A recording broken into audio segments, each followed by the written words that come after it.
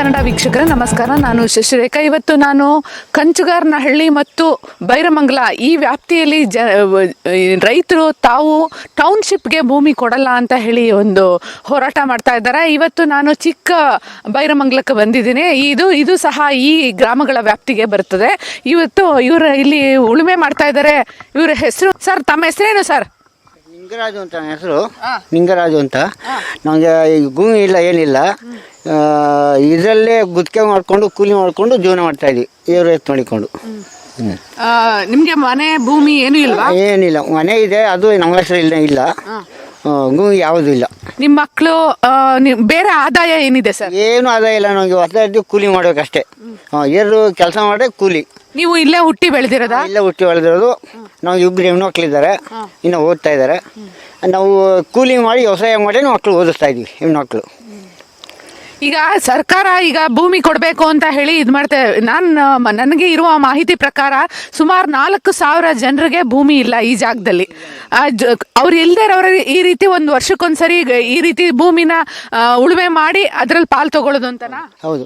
ಈಗ ಗುತ್ತಿಗೆಗಾರು ಮಾಡ್ಕೋತೀವಿ, ಇಲ್ಲ ಪಾಲ್ಗಾರು ಮಾಡ್ಕೋತೀವಿ. ಗುತ್ತಿಗೆ ಮಾಡ್ಕೊಂಡು ಇಷ್ಟೊಂದು ಕೊಟ್ಟು ನಾವು ಖರ್ಚು ಬಂಡವಾಳ ಹಾಕಿ ನಾವು ಮಾಡ್ಕೊಂಡು ಹೋಗ್ತೀವಿ. ನೀವೇ ಬಂಡವಾಳ ಹಾಕ್ತೀರಾ? ನಾವು ಹೆಣ್ಣಾಳು ಕೂಲಿ, ಗುತ್ತಿಗೆದು, ಔಷಧಿದು ಒಂದು ಎಲ್ಲ ಕಳೆದು ನಮ್ಗೆ ಏನು ಸಿಗ್ತೋ ಅದು ಹೇಳೋಕ್ಕಾಗಲ್ಲ. ರೈತರದ್ದು ಮಾಡ್ತಾ ಇದೀವಿ.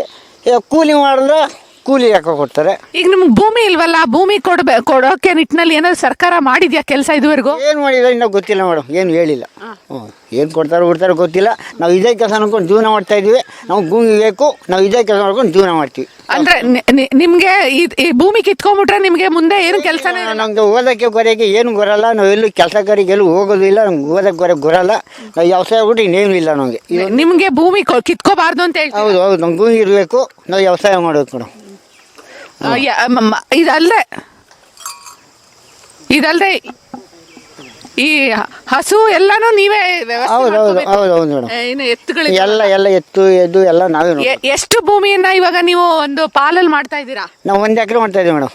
ಇದು ಇಲ್ಲೆಷ್ಟು ಎಕರೆ? ಇದು 1 ಎಕರೆ ಇದೆ. 1 ಎಕರೆ 15,000 ಗುತ್ತಿಗೆ ಕೊಡೋ ವರ್ಷಕ್ಕೆ. ಅವ್ರು ಕೊಟ್ಟು ಮಿಕ್ಕದಂತೆ ನಮಗೆ ಪರವಾಗಿಲ್ಲ, ಜೀವನ ಆಯ್ತದ ಆಗಲು ಹೇಳಕ್ಕಾಗಲ್ಲ. ವ್ಯವಸಾಯ ಮಾಡೋಕ್ಕೂ ಮಾಡ್ತಾ ಇದೀವಿ. ಜೋಳ ಬೆಳಿತೀವಿ, ರಾಗಿ ಬೆಳಿತೀವಿ, ರೇಷ್ಮೆ ಬೆಳಿತೀವಿ, ಎಲ್ಲ ಬೆಳಿತೀವಿ ನೋಡಿ. ತೆಂಗಿದೆ, ಅಡಿಕೆ ಇದೆ, ಎಲ್ಲ ಇದೆ. ಮನೆಯವ್ರು ಯಾರ್ಯಾರು ಕೆಲಸ ಮಾಡ್ತೀರಾ ಇಲ್ಲಿ? ನಾವು ಹೆಂಗಸರು ಇದು ಮಾಡ್ತೀವಿ. ಮಕ್ಕಳು ಸಮಯ ಬಂದ್ರೆ ಮಾಡ್ತಾರೆ. ಇಲ್ಲ ಅಂದ್ರೆ ಅವರು ಹೇಳಕ್ಕಾಗಲ್ಲ, ಓದಕ್ಕೆ ಹೋಯ್ತವ್ರೆ. ಅಂದ್ರೆ ಮನೇಲಿ ಇರೋರೆಲ್ಲ ಇದ್ರಲ್ಲೇ ದುಡಿತಾ ಇದ್ದೀರಾ? ಇದೇನು ವ್ಯವಸಾಯ ಅನ್ನೋದು, ಹುಟ್ಟ ಬೆಳೆ ವ್ಯವಸಾಯ ಅನ್ನೋದು.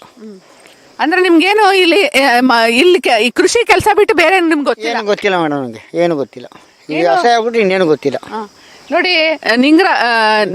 ನಿಂಗರಾಜು ಅವ್ರನ್ನ ಮಾತಾಡ್ಸಾಗ ನಮಗೆ ಬಂದ ಮಾಹಿತಿ ಏನಂದ್ರೆ, ಅವರು ಹುಟ್ಟಾನೆ ಇಲ್ಲೇ ಹುಟ್ಟಿರೋದು ಮತ್ತು ಕೃಷಿಕ. ಅವ್ರಿಗೆ ಅವ್ರ ಸ್ವಂತ ಭೂಮಿ ಇಲ್ಲ. ಸ್ವಂತ ಭೂಮಿ ಇಲ್ಲದೆ ಇರೋರಿಗೆ ಸರ್ಕಾರ ಭೂಮಿ ಕೊಡುವಂತ ವ್ಯವಸ್ಥೆ ಮಾಡಬೇಕಾಗಿತ್ತು. ಏನು ವಿನೋಬಾ ಭಾವೆ ಅವರು ಭೂದಾನ ಚಳವಳಿ ಮೂಲಕ ಅವತ್ತಿನ ಕಾಲಕ್ಕೆ ಭೂಮಿಯನ್ನು ಕೊಡುವ ಪ್ರಯತ್ನ ಮಾಡಿದ್ರು. ಅದನ್ನ ಮುಂದುವರಿಸಿದ್ರು ದೇವರಾಜ್ ಅರಸು ಅವರು. ಭೂಮಿಯನ್ನ ಇಲ್ಲದವ್ರಿಗೆ ಭೂಮಿ ಕೊಟ್ಟು ಕೃಷಿಕರಿಗೆ ನೆರವಿಗೆ ಬಂದ್ರು. ಆದ್ರೆ ಇವತ್ತಿನ ಸರ್ಕಾರ, ಸಿದ್ದರಾಮಯ್ಯ ಸರ್ಕಾರ, ಡಿ.ಕೆ. ಶಿವಕುಮಾರ್ ಸರ್ಕಾರ ಇವತ್ತು ಭೂಮಿ ಇಲ್ದೇ ಇರೋರಿಗೆ ಭೂಮಿ ಕೊಡ್ತಾ ಇಲ್ಲ, ಇರೋರು ಭೂಮಿ ಕಿತ್ಕೊಳ್ತಾ ಇದೆ. ಭೂಮಿ ಇರೋರು ಇವಾಗ ಇಲ್ದೇ ಇರೋರಿಗೆ ಭೂಮಿಯನ್ನ ಒಂದು ಪಾಲಿಗೆ ಕೊಟ್ಟು ಅವ್ರ ಜೀವನ ನಡೆಸೋಕೆ ಅನುಕೂಲ ಆಗಿದೆ. ಈ ಕೃಷಿ ಕಾರ್ಮಿಕರು ಸುಮಾರು 4,000ಕ್ಕೂ ಹೆಚ್ಚು ಜನರಿಗೆ ಇವತ್ತು ಭೂಮಿ ಇಲ್ಲ ಇದೆ ಗ್ರಾಮ ಪಂಚಾಯತಿಲಿ.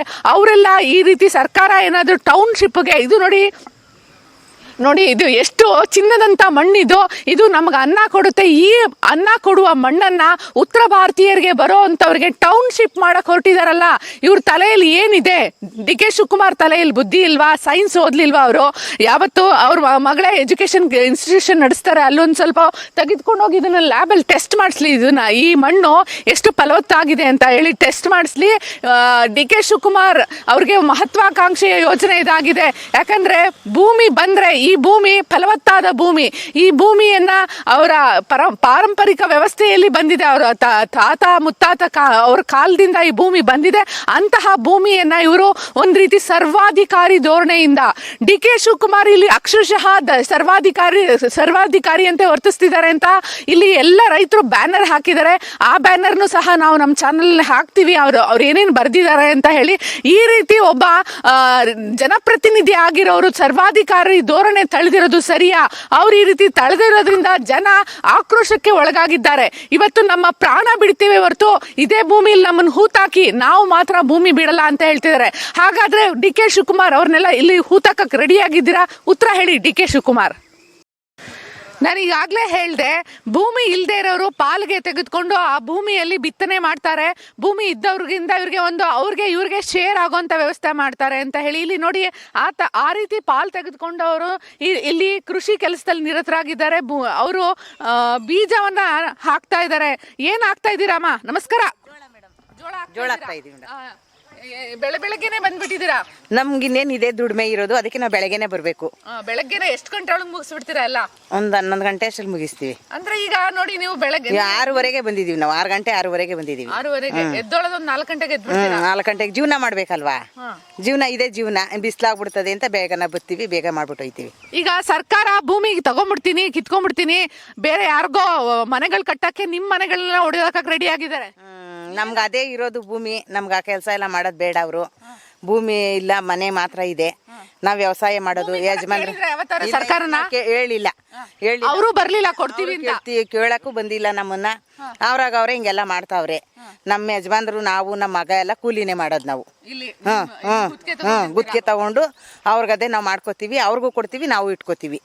ಸಿಗುತ್ತೋ ಬಿಡುತ್ತೋ ಅದು ಸೆಕೆಂಡ್ರಿ, ನಮ್ಗಿಷ್ಟೇ ನೋಡಿ. ರೈತರು ಏನ್ ಹೇಳ್ತಾರೆ ಅಂದ್ರೆ, ಅವರು ಎಷ್ಟು ಸ್ವಾಭಿಮಾನಿಗಳು ಅಂತ ಹೇಳಿದ್ರೆ, ರೈತ ಮಹಿಳೆ ಇರ್ಬೋದು, ರೈತರು ಇರ್ಬೋದು, ನಾವು ನಮ್ಮ ಜಮೀನಲ್ಲಿ ಕೆಲಸ ಮಾಡ್ತೀವಿ, ಎಲ್ಲೂ ನಾವು ಕೂಲಿ ಕೆಲ್ಸಕ್ಕೆ ಹೋಗಲ್ಲ.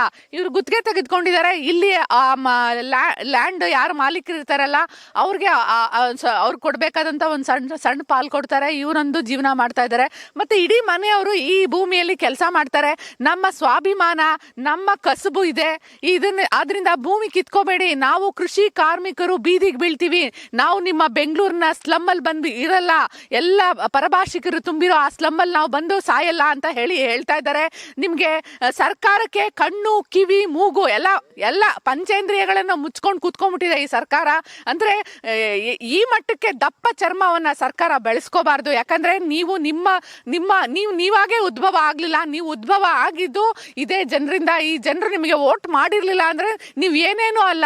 ಹಿಂದೆ ಬಿಜೆಪಿಯವರು ಇದೇ ರೀತಿ ಈ ಜನರನ್ನ ಗೋಳಿಕೊಳ್ತಿದ್ರು ಅನ್ನೋ ಕಾರಣಕ್ಕೆ ಅವರು ಬದಲಾವಣೆ ತಂದ್ರು. ನೀವು ಸಹ ಬರ್ದ್ ಕೊಟ್ರಿ, ನಾವು ಬಂದ ಮೇಲೆ ಈ ಎಲ್ಲ ಭೂ ಸ್ವಾಧೀನವನ್ನ ಕೈ ಬಿಡ್ತೀವಿ ಅಂತ. ಆದ್ರೆ ಡಿ ಕೆ ಶಿವಕುಮಾರ್, ಇವತ್ತು ನೀವೇನ್ ಮಾಡ್ತಾ ಇದ್ದೀರಾ?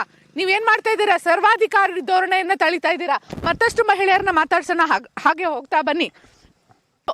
ಎಷ್ಟು ಅಲರ್ಟ್ ಈ ರೀತಿ ಒಂದು ದೇಹವನ್ನ ಸ್ಲಿಮ್ ಆಗಿಡಕ್ಕೆ ಎಲ್ಲ ಬೆಂಗಳೂರಿನಲ್ಲಿ ಏನು ಜಿಮ್ಮು ಅಂತ ಹೇಳಿ ಮೈ ಬೆವರಿಳಿಸ್ತಾ ಇರ್ತಾರೆ. ಆದರೆ ಇವ್ರು ನೋಡಿ ಎಷ್ಟು ಚೆನ್ನಾಗಿ ಭೂಮಿ ಜೊತೆ ಭೂತಾಯಿ ಜೊತೆ ತಮ್ಮ ಸೇವೆಯನ್ನು ಮಾಡ್ತಾ ಇದ್ದಾರೆ. ಇವರು ಈ ರೀತಿ ನಿಸ್ವಾರ್ಥದಿಂದ ಬಿಸಿಲಲ್ಲಿ ಮಳೆಯಲ್ಲಿ ಸೇವೆ ಮಾಡೋದ್ರಿಂದನೇ ನಾವೆಲ್ಲ ದೇಶದಲ್ಲಿ ಅನ್ನ ತಿಂತಾ ಇರೋದು. ಆದರೆ ಇವತ್ತು ಅನ್ನ ಕೊಡುವಂತ ಭೂಮಿಯನ್ನ ಮಾರಕ್ ಹೊರಟಿದ್ದಾರೆ ಡಿ ಕೆ ಶಿವಕುಮಾರ್ ಟೌನ್ಶಿಪ್ಗೋಸ್ಕರ. ಅಮ್ಮ ನಮಸ್ಕಾರ. ಹೇಳ್ರಿ. ನಿಮ್ಮ ಹೆಸರೇನು? ಪುಷ್ಪ. ಪುಷ್ಪ ಅವರು ನೀವು ರೈತ ಮಹಿಳೆನಾ? ನಿಮ್ ಭೂಮಿ ಇದೆಯಾ? ಇಲ್ಲ. ಹೇಗೆ ನಿಮ್ ಜೀವನ? ಮತ್ತೆ ನಮ್ ಜೀವನ ಕೂಲಿ ಮಾಡಿ ಜೀವನ ಮಾಡೋದು. ಭೂಮಿಲೇ ಮಾಡೋದು. ನಾವ್ ಈ ಕೆಲಸ ಬಿಟ್ರೆ ಇನ್ಯಾವ ಕೆಲ್ಸನೂ ಮಾಡಲ್ಲ ನಾವು. ಈಗ ಸರ್ಕಾರ ಎಲ್ಲಾರ ಭೂಮಿ ಕಿತ್ಕೊಳಕ್ ಹೊರಟಿದೆ. ನೀವ್ ಅವ್ರಿಗೆ ಏನ್ ವಾರ್ನಿಂಗ್ ಮಾಡ್ತೀರಾ? ಕಿತ್ಕೋಬೇಡ್ರಿ ಅಂತ ಹೇಳ್ತೀವಿ. ಕಿತ್ಕೋಬೇಡ್ರಿ ಅಂತ ಸಾಫ್ಟ್ ಆಗಿ ಹೇಳ್ಬಿಟ್ರೆ ಕೇಳ್ಬಿಡ್ತಾರ ಅವರು? ಇನ್ನಂಗೆ ಹೇಳ್ರಿ.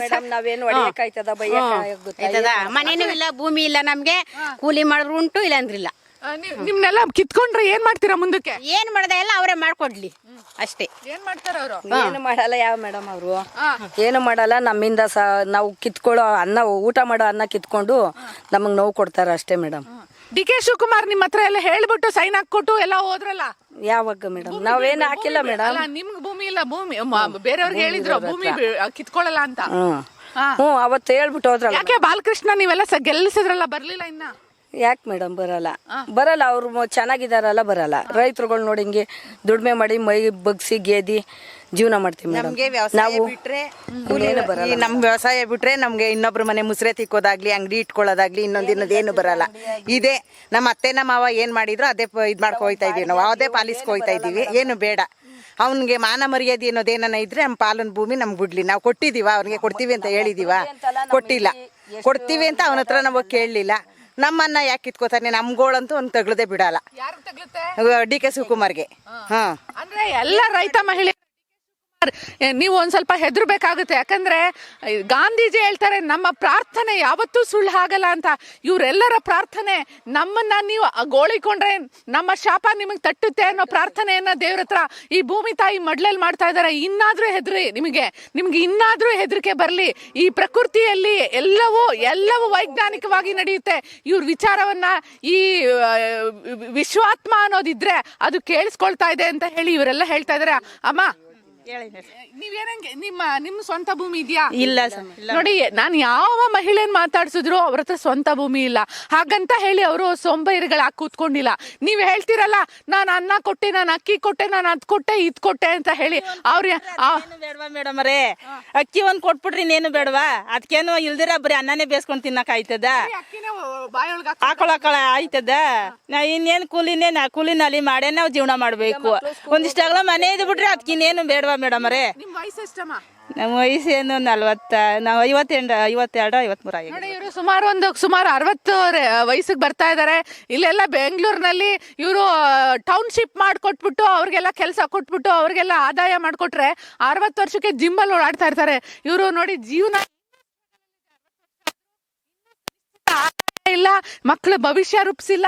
ಇಂಥವ್ರ ಭೂಮಿಯನ್ನ ಕಿತ್ಕೊಂಡು ನೀವು ಯಾವ ಸಾಮ್ರಾಜ್ಯವನ್ನ ನಿರ್ಮಿಸ್ಬೇಕು ಅಂತ ಇದ್ದೀರಾ? CM ಮತ್ತು DCM. ನೀವು CM ಈ ವಿಷಯದಲ್ಲಿ CM ಮಾತಾಡ್ತಾನೆ ಇಲ್ಲ. ಇವರಿಬ್ರು ನಡುವೆ ಒಂದು ಒಪ್ಪಂದ ಆದಂಗಿದೆ. CM ಅವ್ರ ವಿಷಯಕ್ಕೆ DCM ಮಾತಾಡಲ್ಲ, DCM ವಿಷಯಕ್ಕೆ CM ಮಾತಾಡಲ್ಲ. ಈ ಒಪ್ಪಂದ ಮಾಡ್ಕೊಳಕ್ಕಲ್ಲ ನಿಮ್ಮನ್ನ CM DCM ಮಾಡಿದ್ದು. ನೀವು ಜನಸೇವೆ ಮಾಡಕ್ ಬಂದಿರೋದು. ಜನಸೇವೆ ಮಾಡಕ್ ಆಗ್ಲಿಲ್ಲ ಅಂದ್ರೆ ಪ್ಲೀಸ್ ಗೋ ಔಟ್, ರಾಜೀನಾಮೆ ಕೊಟ್ಟು ಹೋಗಿ ಅಂತ ಹೇಳಿ ಇಲ್ಲಿನ ಜನ ಎಕ್ಸ್ಪೆಕ್ಟ್ ಮಾಡ್ತಾ ಇದಾರೆ. ಡಿ ಕೆ ಶಿವಕುಮಾರ್, ನಿಮ್ ಬಗ್ಗೆನೂ ಸಹ ಜನ ಇಲ್ಲಿ ಫ್ಲೆಕ್ಸ್ ಅನ್ನ ಹಾಕಿದ್ದಾರೆ. ಅದನ್ನು ತೋರಿಸ್ತೀವಿ ನೋಡಿ. ಇನ್ನು ಆಗ್ಲಾದ್ರೂ ನಿಮ್ಮ ಮನ ಪರಿವರ್ತನೆ. ದೇವಸ್ಥಾನ, ಗುಡಿ, ಗುಂಡಾರ ಸುತ್ತಿದ್ರೆ ನಿಮಗೆ ಐಶ್ವರ್ಯ ಬರಲ್ಲ. ಇಂಥ ಜನರ ಹಾರೈಕೆಯಿಂದ ನೀವು ಮೇಲ್ ಬಂದಿದ್ದೀರಾ. ಅಂತವ್ರ ಶಾಪಕ್ಕೆ ಗುರಿ ಆಗ್ಬೇಡಿ ಅಂತ ಡಿ ಕೆ ಶಿವಕುಮಾರ್ ನೀವು ಶಾಪ ಹಾಕ್ತೀರಾ? ಹೌದು ಮೇಡಮ್ ರೇ. ಇನ್ನೇನ್ರಿ ಮಾಡೋದು ಮೇಡಮ್ ರೇ? ಒತ್ತಿನ ಎದ್ದೆ ಅಂದ್ರೆ 4 ಗಂಟೆಗೆ ಹೇಳ್ಬೇಕು. ಎದ್ದು ನೋಡಿ ಕೆಲಸ ಎಲ್ಲ ಮಾಡ್ಕೊಂಡು ಹಸುಕರುಗಳು ಕಟ್ಕೊಂಡಿದ್ದೀವಿ. ಹುಲ್ಲು ನೋಡಿ ಹಿಂಗೆ ಪಾಲ್ಗೆ ನಮ್ಮ ಒಂದು 4 ಐತೆ ಮೇಡಮ್ ರೇ. ಹಸುಗಳು ಕಟ್ಕೊಂಡಿದ್ದೀವಿ. ಹಾಲು ಕರೆದು ಅದೆಲ್ಲ ಕೆಲಸ ಎಲ್ಲ ಮಾಡಿ 4 ಗಂಟೆಗೆ ಎದ್ದು ಎಲ್ಲ ಕೆಲಸ ಮಾಡಿ ನೋಡಿ ಇವಾಗ ಬಂದು ಸಾಯಂಕಾಲ ಗಂಟೆ ಈ ಕೆಲಸ ಮಾಡ್ಕೊಂಡು ಹೋಯ್ತೀವಿ ಮೇಡಮ್ ರೇ. ಮಕ್ಕಳನ್ನ ಓದಿಸ್ಬೇಕು. ಈಗ ಇದೆಲ್ಲ ಐತೆ ಮೇಡಮ್ ರೇ. ನಮಗೂ ಬಡವರು ನಾವು ಇದನ್ನು ಮಾಡದಿದ್ರೆ ವಿಧಿ ಇಲ್ಲ ಮೇಡಮ್. ನಾವು ಮಾಡ್ಲೇಬೇಕು. ನಮ್ಗೆ ಮೊಮ್ಮಕ್ಳಿದ್ದಾರೆ, ಅವ್ರಿಗೆಲ್ಲ ಓದಿಸ್ಬೇಕು ಅಂದ್ರೆ ನಮ್ಗೂ ಅಮೌಂಟ್ ಬೇಕೇ ಬೇಕು. ನಾವು ಕಷ್ಟದಲ್ಲಿದ್ದೀವಿ. ನಮ್ಮ ಭೂಮಿ ನಮ್ಗಿರ್ಬೇಕು, ನಮ್ಮ ಊರು ನಮ್ಗಿರ್ಬೇಕು ಮೇಡಮ್. ನೋಡಿ, ಡಿ ಕೆ ಶಿವಕುಮಾರ್ ಒಂದಲ್ಲ ಕಾಲದಲ್ಲಿ ನಿಮ್ಮ ಹಿಂದಿನ ಪೂರ್ವಿಕರು ಇದೇ ತರ ಇರ್ತಾರೆ. ಇವತ್ತೇನೋ ನೀವು ಶ್ರೀಮಂತರಾಗಿರ್ಬೋದು, ನಿಮ್ಮ ಅಜ್ಜಿ, ಮುತ್ತಜ್ಜಿ, ತಾತ ಅವರೆಲ್ಲ ಇಂಥದ್ದೇ ರೈತ ಕುಟುಂಬದಿಂದ ಬಂದವರು. ನೀವು ಇವತ್ತು ಅವರನ್ನ ರೀಕಾಲ್ ಮಾಡ್ಕೊಳ್ಳಿ, ಅವರನ್ನ ನೆನ್ಸ್ಕೊಳ್ಳಿ. ನಾವು ಕನ್ನಡವೇ ಸತ್ಯ, ಕನ್ನಡವೇ ನಿತ್ಯ ಅಂತ ಸಾಪನೆ ಹಾಕ್ಬಿಟ್ಟು ಬಿಡ್ತೀವಿ ಅವ್ರಿಗೆ. ನೋಡ್ರಿ, ಈ ಮಣ್ಣಲ್ಲಿ ನಾವು ಕೆಲಸ ಮಾಡ್ಕೊಂಡು ತಿಂತಾ ಇದೀವಿ. ನನ್ನ ಕಿತ್ಕೊಂಡು ಅವ್ರಿಗೆ ಒಳ್ಳೇದಾಗಲ್ಲ. ಅವ್ನು ಬರೀ ಅಕ್ಕಿ ಕೊಟ್ಟರೆ ಮಾತ್ರ ನಮ್ಗೆಲ್ಲ ಸಾಲಲ್ಲ. ಕೂಲಿ ಮಾಡಿ ಕಂಡೋರ್ ಭೂಮಿಲಿ ನೋಡಿ, ಮಣ್ಣಲ್ಲಿ ನಾವ್ ಅನ್ನ ತಿಂತಾ ಇದೀವಿ. ನಮ್ಗನ್ಯಾಯ ಮಾಡೋದು ಅವ್ರಿಗೆ ಸರಿ ಅನ್ನಿಸಲ್ಲ. ಅವ್ರ ಅಕ್ಕಿ ಕೊಡ್ತಾರೆ ಅಂದ್ರೆ ಅವರು ಸ್ವಂತ ಏನ್ ಕೊಡ್ತಾ ಇಲ್ಲ ಮೇಡಮ್. ನಾವು ಮತ ಮಾಡಿದೀವಿ, ಅವ್ರನ್ನು ಗೆಲ್ಸಿದೀವಿ, ಅವ್ರನ್ನು ಅನುಕೂಲ ಮಾಡಿದೀವಿ. ಅದಕ್ಕೋಸ್ಕರ ಅಕ್ಕಿ ಕೊಡ್ತಾರೆ. ಅವರು ಬಿಟ್ಟಿ ಅಕ್ಕಿ ಏನು ಕೊಡ್ತಾ ಇಲ್ಲ ನಮ್ಗೆ. ಟ್ಯಾಕ್ಸ್ ಕಟ್ತಾ ಇದೀವಿ. ಅಂಗಡಿ ಮಡಗಿರೋರು ಅಂಗಡಿ ಟ್ಯಾಕ್ಸ್ ಕಟ್ತಾರೆ, ಗಾಡಿ ಮಡಗಿರೋರು ಗಾಡಿ ಟ್ಯಾಕ್ಸ್ ಕಟ್ತಾರೆ. ಇನ್ನೇನ್ ಮೇಡಮ್, ಟ್ಯಾಕ್ಸ್ ಕಟ್ತಾ ಇದೀವಿ ಅಲ್ವಾ? ಇನ್ನೇನು ಅವರು ಸ್ವಂತವಾಗಿ ಏನು ಅವ್ರ ಮನೆಯಿಂದ ನಮ್ಗೇನು ಕೊಟ್ಟಿಲ್ಲ. ನಾವು ಕೊಡ್ತಾ ಇಲ್ವಲ್ಲ. ನಾವು ಗೆಯ್ಯದ್ಕ ಅವ್ರು ಕೊಡ್ತಾವ್ರ ಅಷ್ಟೇ. ಅವ್ರನ್ನ ಗೆಲ್ಸಿರೋದಕ್ಕೆ ಅವ್ರು ಕೊಡ್ತಾವ್ರ ಅಷ್ಟೇನೆ. ಇನ್ನೇನು ಅವ್ರ ಸ್ವಂತವಾಗಿ ಏನು ಅವ್ರ ಕೈಯಿಂದ ಏನ್ ಕೊಡ್ತಾ ಇಲ್ಲ. ಹಿಂಗೆ ಆಟ ಆಡ್ತಾ ಇದ್ರೆ ಅಣ್ಣ ತಮ್ಮದಿರ್ನ ಗೆಲ್ಲಿಸ್ತೀರಾ ಮುಂದೆ? ಇಲ್ಲ. ನಾವ್ ಈ ಕೆಲಸ ಬಿಟ್ರೆ ಬೇರೆ ಕೆಲಸ ಬರಲ್ಲ ಮೇಡಮ್ ಅವರೇ. ನಮ್ಗೆ ಬೆಂಗಳೂರು ಸಿಟಿಗಳೆಲ್ಲ ನಮ್ಗೆ ಆಗೋದು ಇಲ್ಲ. ನಮ್ಗಿಲ್ಲ. ನಮ್ಗೆ ಇದೇ ಭೂಮಿ ಬೇಕು, ಇದೇ ಬೇಕು, ನಮ್ಗೆ ಇದೇ ಕೆಲಸ ಬೇಕು ನಮ್ಗೆ.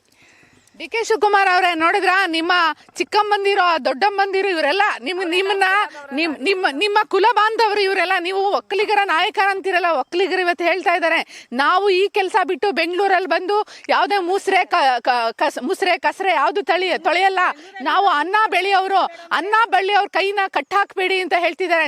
ನಿಮಗೆ ಆತ್ಮಸಾಕ್ಷಿ ಅನ್ನೋದಿದ್ರೆ, ಅದೇನಾದ್ರೂ ವರ್ಕ್ ಆಗ್ತಾ ಇದ್ರೆ, ಅಥವಾ ಅದನ್ನು ಸಹ ನೀವು ಮಾರ್ವಾಡಿಗಳಿಗೆ ಮಾರ್ಕೊಂಡ್ಬಿಟ್ಟಿದಿರೋ ಏನೋ ನನಗೆ ಗೊತ್ತಿಲ್ಲ.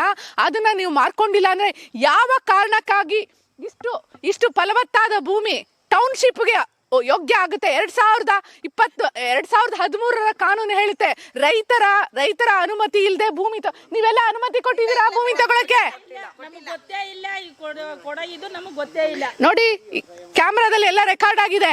2013 ಕಾನೂನು ಏನು ಅವತ್ತು ಮನಮೋಹನ್ ಸಿಂಗ್ ಅವರು ಇದ್ರಲ್ಲ, DK ಶಿವಕುಮಾರ್, ಅವತ್ತಿನ ನಿಮ್ಮ ಹೈಕಮಾಂಡ್ ರಾಹುಲ್ ಗಾಂಧಿ ಅವರೇ ಹೇಳ್ದಾಗೆ ರೈತರ ಅನುಮತಿ ಇಲ್ಲದೆ ನೀವು ಯಾವುದೇ ಭೂಮಿ ತೆಗೆದುಕೊಳ್ಳಕ್ ಬರಲ್ಲ. ಬರಡು ಭೂಮಿ ಆದ್ರೆ ತಗೋಬಹುದು, ಇದು ಚಿನ್ನ ಅನ್ನ ಬೆಳೆಯುವಂತ ಭೂಮಿಯನ್ನ ನೀವು ತೆಗೆದುಕೊಳ್ಳಕ್ ಬರಲ್ಲ. ಇದು ಊರ ಹೆಸರು ಹೇಳಿಮ್ಮ? ಚಿಕ್ಕಬೈರಮಂಗಲದಲ್ಲಿ ಫಲವತ್ತಾದ ಭೂಮಿಯಲ್ಲಿ ರೈತ ಮಹಿಳೆಯರು ಅವ್ರಿಗೆ ಸ್ವಂತ ಭೂಮಿಯನ್ನ ನೀವು ಒದಗಿಸ್ಕೊಡ್ಬೇಕಾಗಿತ್ತು. ಆದ್ರೆ ಆ ಗೋಮಾಳ ಜಮೀನನ್ನ ಏನ್ ಮಾಡಿದಿರಾ ಅದನ್ನು ತೆಗಿತೀವಿ. ಆ ಗೋಮಾಳ ಜಮೀನನ್ನ ಇಂಥ ರೈತ ಮಹಿಳೆಯರು ಕೊಡ್ಬೇಕಾಗಿತ್ತು. ನೀವು ಗೋಮಾಳ ಜಮೀನನ್ನ ಏನ್ ಮಾಡ್ಕೊಂಡಿದ್ದೀರಾ ಅದನ್ನು ಮುಂದಿನ ಎಪಿಸೋಡ್ಗಳಲ್ಲಿ ಹೇಳ್ತೀವಿ. ಇವತ್ತು ಈ ರೈತ ಮಹಿಳೆಯರು ನಿಮ್ಗೆ ಹಿಡಿ ಶಾಪ ಆಗ್ತಾ ಇದ್ದಾರೆ. ಈ ಹಿಡಿ ಶಾಪ ನಿಮಗೆ ತಟ್ಟಬಾರ್ದು ಅಂದ್ರೆ ರೈತ ಮಹಿಳೆಯರನ್ನ ಕೆಣಕ್ಬೇಡಿ. ಇವರೆಲ್ಲ ಮಾತೆಯರಲ್ಲ, ಚಾಮುಂಡಿಯರಾಗಿದ್ದಾರೆ. ಅವರು ಜಮೀನಿಗೆ ಬೆಲೆ ನಿಗದಿ ಮಾಡಿದಾರಲ್ಲ, 2 ಕೋಟಿ ಕೊಡ್ತೀನಿ 2.5 ಕೋಟಿ ಕೊಡ್ತೀನಿ ಅಂತಾರಲ್ಲ. ನಮ್ಮಂತೆಯವರು ಬಡಪಾಯಿಗಳು ಎಲ್ಲೋಗ್ಬೇಕು ಸರ್? ತಲೆಕರ ಕಟ್ಕೊಂಡು ಪಾಲ್ಗೊಪ್ಪಟೆ ಜೀವನ ಮಾಡ್ತಿದ್ದೀವಿ.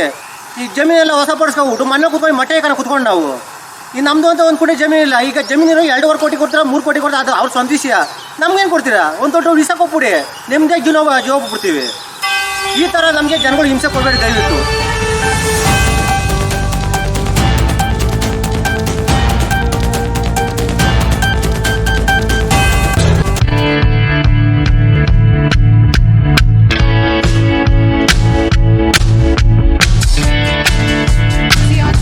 ನೋಡ್ತಾ ಇರಿ, ಸಬ್ಸ್ಕ್ರೈಬ್ ಆಗಿ, ಲೈಕ್ ಮಾಡಿ, ಶೇರ್ ಮಾಡಿ. ಮುಕ್ತ ಪತ್ರಿಕೋದ್ಯಮವನ್ನು ಬೆಂಬಲಿಸಿ.